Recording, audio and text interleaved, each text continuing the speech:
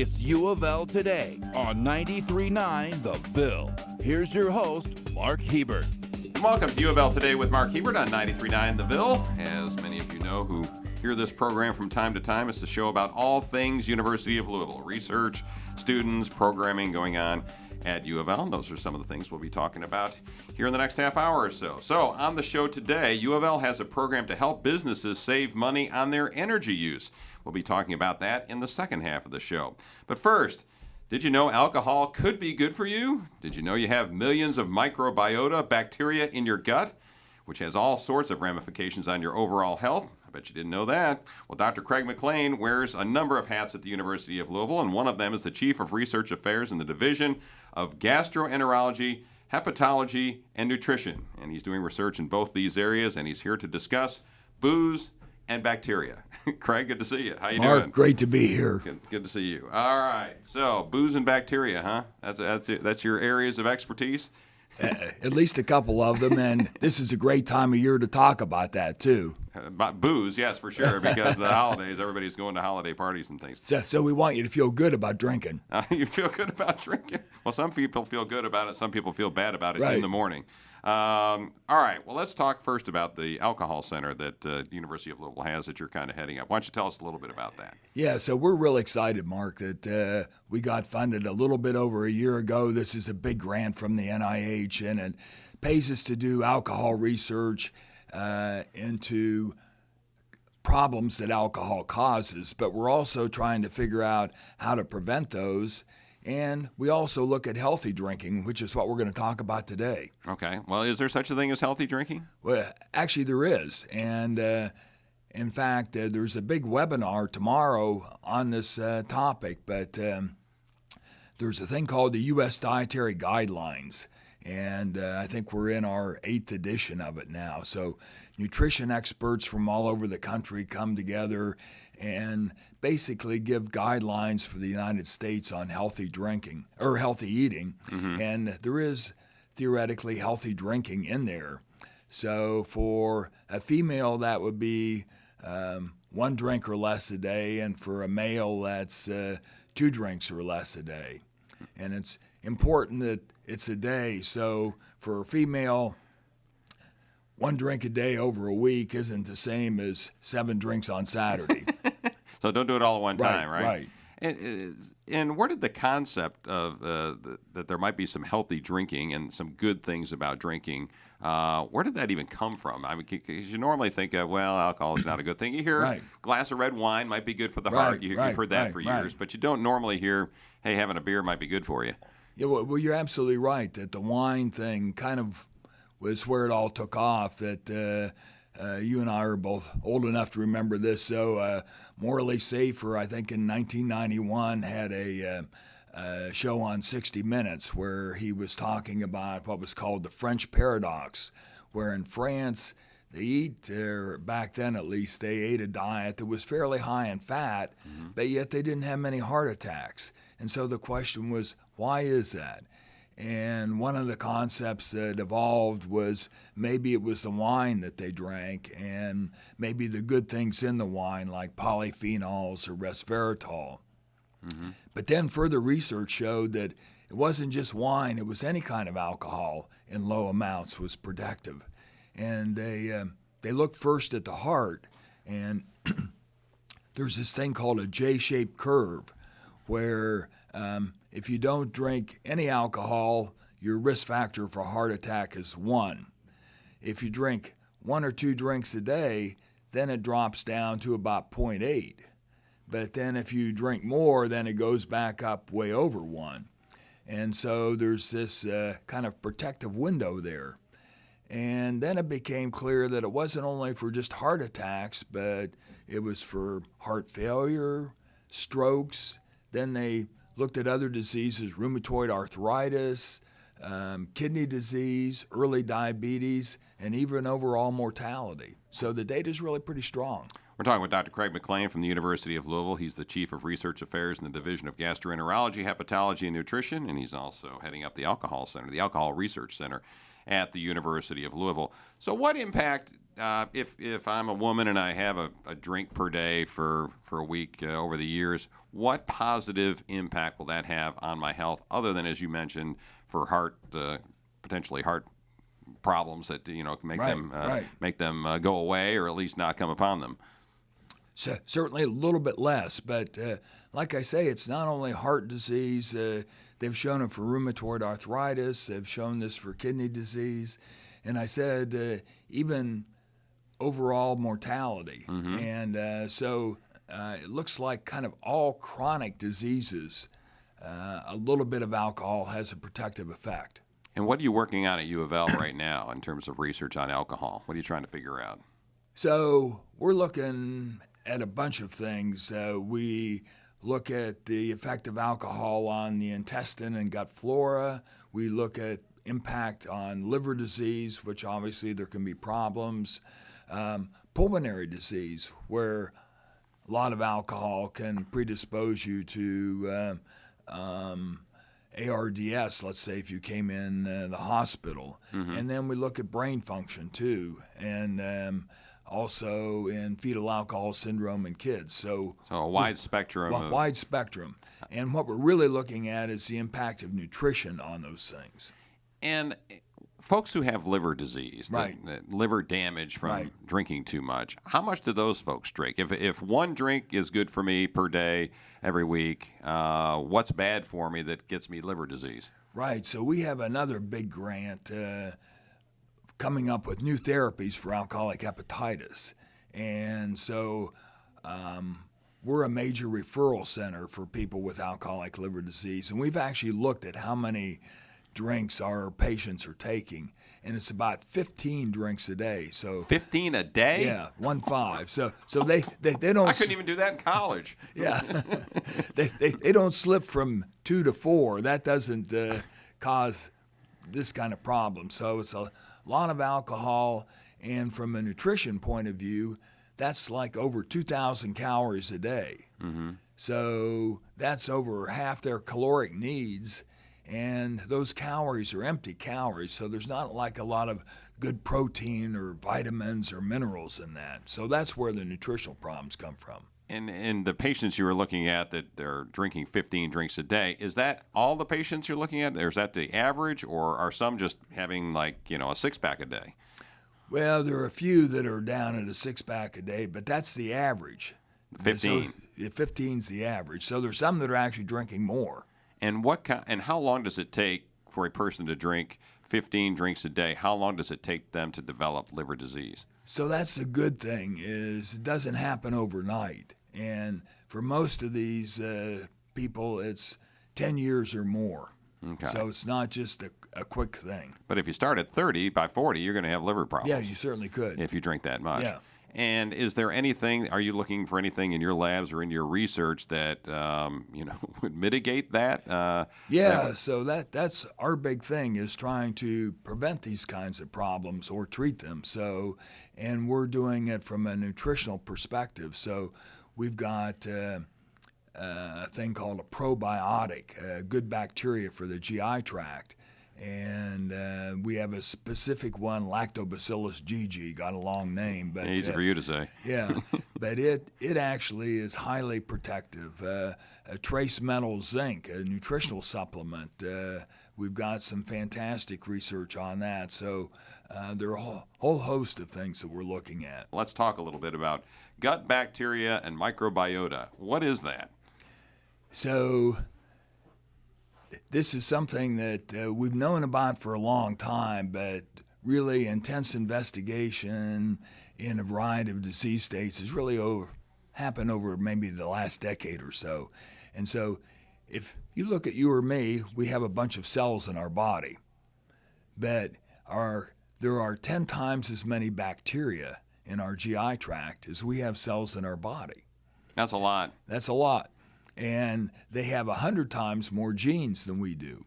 And so you could look at it grossly and say we're just basically a receptacle for our gut bacteria. And they don't just sit there. They have a bunch of metabolic functions that they do.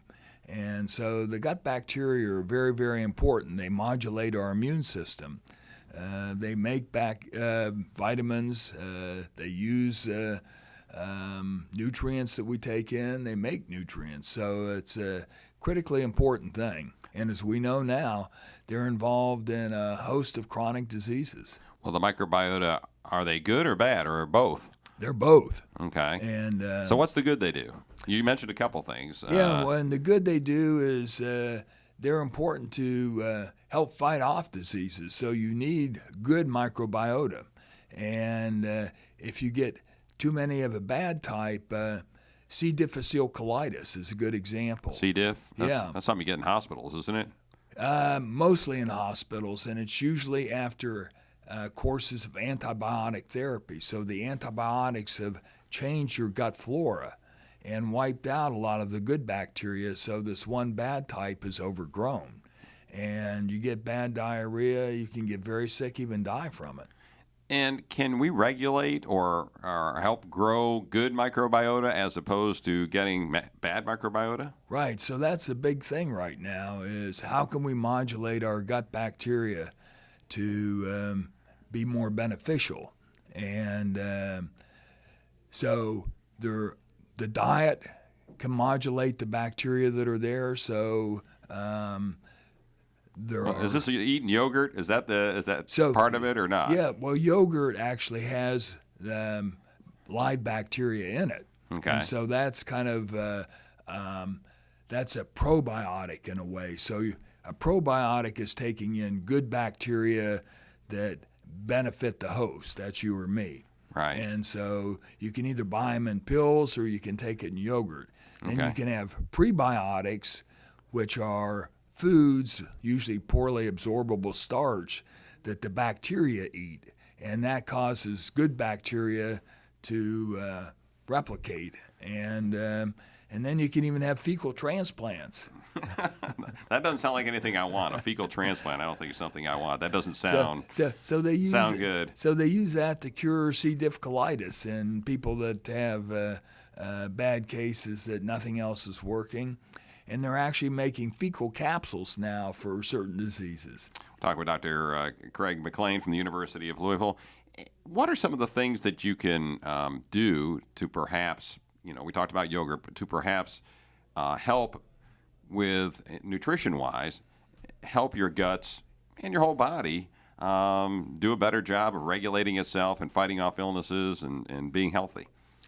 Right. So number one, the less antibiotics you take, the better off you are. Because if you look at children, kids in the United States have about 10 courses of antibiotics by the time they're 10. And the antibiotic use tends to cause overgrowth of, quote, bad bacteria that can lead more to obesity and chronic diseases. Okay, so that's the one thing. You got a lot of kids and adults that are becoming resistant to antibiotics, right? Right. So that's the problem. What else can I do? Well, some of it's very individualized, but the having more fiber in your diet, for example, that's the poorly absorbed starches and stuff. Right. So that's good for the good bacteria. Okay, and the research you guys are doing on the health and what you eat and diets and those kinds of things, what is it focusing on? Is it focusing on how your diet can impact not only the microbiota and what's in your gut, but also your overall health and other diseases as well? Exactly, and we're looking at how the gut microbiota can impact a whole host of things. So there's, just to give you an example, gut bacteria can make important things. So one of them is a short-chain fatty acid called butyrate. And this can actually, there's genetics and then there's epigenetics. So this can have epigenetic effects and affect the rest of your body in a positive relationship. Okay, and so the research, you've got how many researchers down there working on this now? We've talked to Kozowitz and a few others, Tad Dryden, there's several others so that are working on this. Whole host of investigators that are working on different aspects of the microbiome and chronic diseases. Mm-hmm. And the chronic diseases that you talked about, it seems to become, to me anyways, at least there's more and more being written and talked about these chronic diseases and how your diet and other factors impact that's absolutely right. Is that right? Absolutely. And, obesity is probably our classic one. And, there's a hypothesis that low-grade inflammation plays a role in obesity and all of its chronic problems like heart attacks and strokes. And that inflammation is driven in part by a leaky intestine. So gut-derived products kind of leak across the intestine and get into the bloodstream and stimulate this inflammation. And are there people with specific diseases or health problems that are going to be some of your subjects as you work on this research at the University of Louisville? Are there anything lupus or anything like that you're specifically targeting? Absolutely. So we're actually, in my area, we're targeting people with different types of liver disease. So fatty liver disease, alcoholic liver disease. But Dr. Kosowitz is looking at lupus and lupus nephritis. So as you're aware, lupus is a very female-dominated disease, and that relates to gut bacteria. Dr. Dryden is looking at inflammatory bowel disease and green tea polyphenols to treat that. So this may be a very cheap way of treating inflammatory bowel disease that works as good as some of these very special biologics that we use. And then there's affecting the brain. So we have Alzheimer's and Parkinson's. I need that one. Yeah. whatever work you're doing there, I volunteer for that. So Dr. Friedland's working on that. I know he is. Right. Actually, I've talked to him on this program before. All right. So what can we learn out of the last few minutes here, Craig? With that, have a drink a day. That's okay. Right. That's potentially good for you. Right. Eat yogurt. That's good for you. Stay off antibiotics. Right. What else? Any other tips for folks out there? Exercise and go to the gym. That's good for you too. Okay. And often probiotics are good. Okay, very good. All right, well, good luck with your work at the University of Louisville. I know you got some wide-ranging research going on down there on the Health Sciences campus, so appreciate Great you being on the talking show. with you. Thanks. The Kentucky Pollution Prevention Center's name might be just a little bit of a misnomer. When Director Lissa McCracken tells us what the KPP does here in just a minute, you might understand what I'm talking about. Welcome, Lissa. It's good to see you. Thank you. Great to be here. What is the KPPC? What do you do? Well, the word in there, pollution prevention, that does stump quite a few people. And actually, if you think of the word source reduction, it's basically reducing source at the waste at the source, meaning don't generate it. So everybody's heard reduce, reuse, recycle. Mm-hmm. We really focus on the reduce part. And we work with business and industry around the state, just helping them reduce the waste that they generate, either manufacturers in their processes, reduce the toxicity of the chemicals that they're using, make sure that they're getting the most efficient use with water, in their processes, and then a lot with energy efficiency and lighting and equipment usage and that sort of thing. So it's kind of, you kind of help local businesses with a two-pronged approach. Yes. Really. Energy Right. efficiency, try and save money on your electric and gas bill, and also try and save money in the process of whatever you're manufacturing, right? Right, correct. So how many companies you working with out there in the state of Kentucky? What do you do? Currently, we have around 25 current companies that we're working with. We really evolve between working with companies, and so we do trainings, we do assessments, we just do, sometimes we call brief assistance, coaching assistance. Somebody will call and need assistance in finding an outlet for a type of waste stream that they have. So it varies, and then the nature, the assessments just take longer between working with companies. But even when we're done with companies with assessments, they continue to stay connected with us and may call us later on and to follow up on things. Talking with Lissa McCracken from the Kentucky Pollution Prevention Center at the University of Louisville. How do you even get lined up with these businesses? Do they pick up the phone and call you, or find you somehow and say, hey, I think we're spending way too much money on our energy usage. Can you come in and do an audit for me? Is that how it works? Well, it is voluntary. So mostly a lot of the recruitment is done by word of mouth by other companies that we've worked with. So we will have a new company call and they'll say, well, I was talking with such and such company and they said you could come in and help them. So that's a big recruitment tool for us. When we go and do trainings, that really gets us out there and gets companies engaged with us. And then other types of resources here in the state, we work closely with the Department for Environmental Protection and the State Energy Office. So they also tell potential clients about our services. So I own a manufacturing plant in Munfordville, Kentucky, and I'm trying to figure out a way to save money. I've heard about KPPC. I pick up the phone and call you. What happens? Do you personally come out to my plant and do an audit, or what happens? Well, we start with talking with the company. An engineer, one of our staff engineers, will be talking with the company just to get an idea of what it is that they're looking for and what they need. Sometimes they will call us with a specific question saying we want to do a lighting upgrade. Some of them may say, I'm not sure, I just think we could be doing better. Could you help us identify some ways? So we really try to target the assistance because we are statewide and we have limited resources with staffing. So from that point, then we engage the company in whatever way that we can. All right, what's the Building Operator Certification Program? Well, this is a really exciting new initiative that we're doing here in the state.